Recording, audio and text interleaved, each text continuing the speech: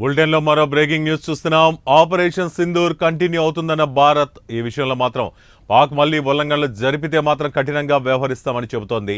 అదేవిధంగా ఈ విషయంలో పాకిస్తాన్ బండారం బయటపెట్టడానికి భారత్ రెడీ అవుతుంది. మరి ఈసారి భారత్ ఏ విషయం చేయబోతోందో బ్రేకింగ్స్లో చూస్తున్నాం. పాక్పై ఐక్యరాజ్య సమితికి వెళ్లనుంది భారత్.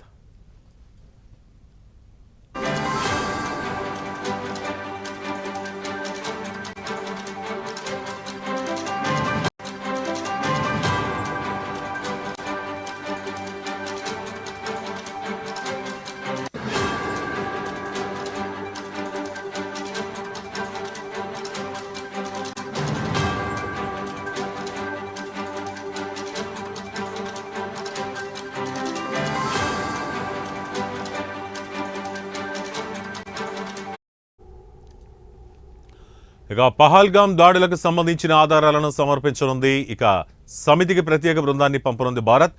పాక్ ఉగ్రవాదానికి ఊతమిస్తోందంటూ ఫిర్యాదు చేయడానికి సిద్ధమవుతోంది. ఇక పహల్గామ్ దాడులకు పాల్పడిన టీఆర్ఎఫ్కు లష్కరేకు సంబంధం ఉందని వాదిస్తోంది భారత్.